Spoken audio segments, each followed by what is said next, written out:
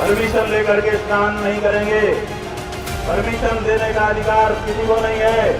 ये माँ हमारी है, हम उसके बेटे हैं। माँ का हमारे ऊपर अधिकार है और हमारा माँ के ऊपर अधिकार है। आप देख रहे होंगे पिछले कई अरसे से जो उत्तर प्रदेश सरकार में ब्राह्मण विरोधी अभियान चल रहा है।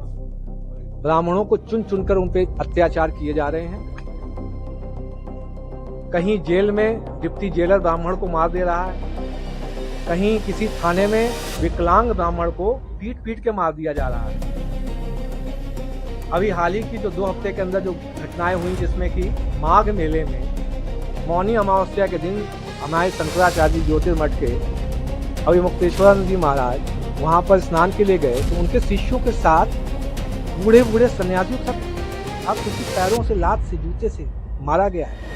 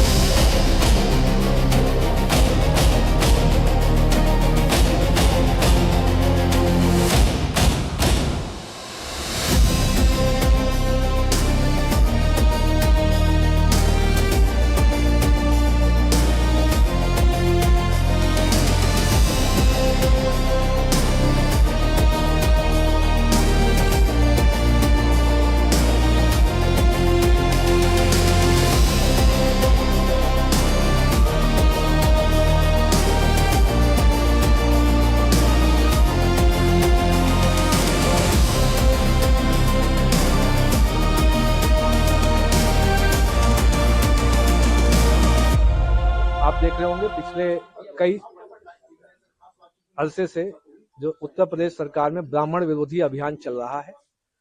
ब्राह्मणों को चुन चुनकर उन पे अत्याचार किए जा रहे हैं। कहीं जेल में डिप्टी जेलर ब्राह्मण को मार दे रहा है, कहीं किसी थाने में विकलांग ब्राह्मण को पीट पीट के मार दिया जा रहा है। अभी हाल ही की जो 2 हफ्ते के अंदर जो घटनाएं हुई, जिसमें कि माघ मेले में मौनी अमावस्या के दिन हमारे शंकराचार्य ज्योतिर्मठ के अभिमुक्तेश्वरानंद जी महाराज वहां पर स्नान के लिए गए, तो उनके शिष्यों के साथ बूढ़े बूढ़े सन्यासियों के साथ आप सोचिए पैरों से, लात से, जूते से मारा गया है।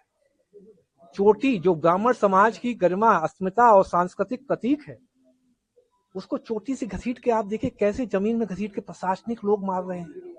जब प्रशासन के लोग ऐसे मारेंगे तो क्या बाहर के जो अन्य वर्ग के व्यक्ति हैं, क्या आप मैसेज देना चाहते हैं कि जब वो प्रशासन के लोग ऐसे मारे तो वहां तो नरसंहार होगा? जो केंद्र सरकार का जो रेगुलेशन आया है 2026 13 जनवरी को जो भारत सरकार का गजट रिलीज हुआ है, उसमें आपने सामान्य वर्ग के अभ्यर्थी जो यूनिवर्सिटी में पढ़ रहे हैं उसको स्वघोषित अपराधी मान लिया। मतलब आपका बेटा या बेटी वहां पढ़ रहे होंगे, उनपे कोई भी फर्जी शिकायत लगा देगा ये हमसे भेदभाव कर रहा है, और समता समिति उसका शोषण करेगी। बेटा होगा, मान लिया आपका अच्छा पढ़ाई कर रहा है, उस पर एक फर्जी आरोप लगा के शोषण चालू हो जाएगा।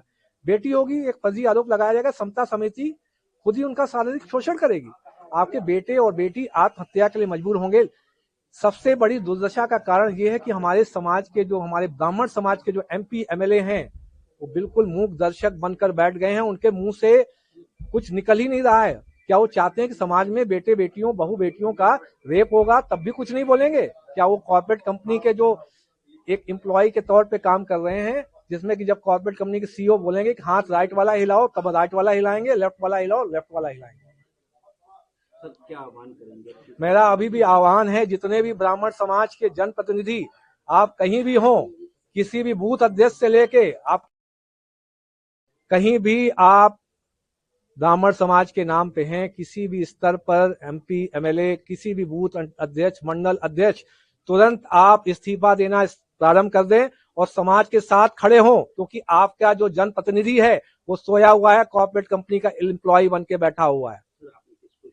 मैंने माननीय राज्यपाल महोदय, जो मैं एक विधानसभा का ERO भी हूँ, 124 विधानसभा बरेली का, उनको मैंने CO साहब हैं UP उत्तर प्रदेश जो हमारा जो भारत निर्वाचन आयोग है एवं जिलाधिकारी महोदय को ईमेल के माध्यम से इस्तीफा दिया। देखिए, यूजीसी एक बड़ा गंभीर विषय है,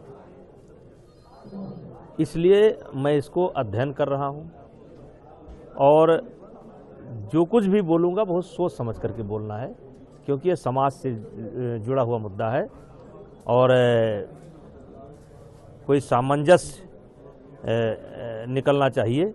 तो बिना जानकारी के मैं इस पर बोलना नहीं चाहता हूँ। विरोध शुरू हो गया इस कानून को लेकर, जगह जगह बिना किसी उसके भी। देखिए, मैं अपनी बात कर रहा हूँ, मैं इसको अध्ययन कर रहा हूँ और जो भी बोलूँगा सोच समझ करके बोलूँगा। देखिए, फिर आप राहुल जी पर ले आए, फिर घूम करके वहीं आ जा रहे हैं। जब 6-6 महीना उनके कार्यकर्ता उनसे भेंट नहीं कर पाते तो कैसे पार्टी चलेगी? 6 महीना का वेटिंग है, वो भी जरूरी नहीं कि भेंट हो जाए। मैं राहुल जी पर बहुत बोल चुका हूं, तो इसलिए मेरा बोलना उचित नहीं है। मैं राहुल जी पर नहीं बोलना चाहता हूं। जिस तरीके से उस देश में, उस दिशा में ये हमारा देश कदम उठा रहा है और प्रधानमंत्री जी का विजन बहुत अच्छा है। ये जनता जान पाएगी 2029 में, 6 महीना पहले बता देंगे। For more of such videos, do like, share and subscribe to ET Now Swadesh.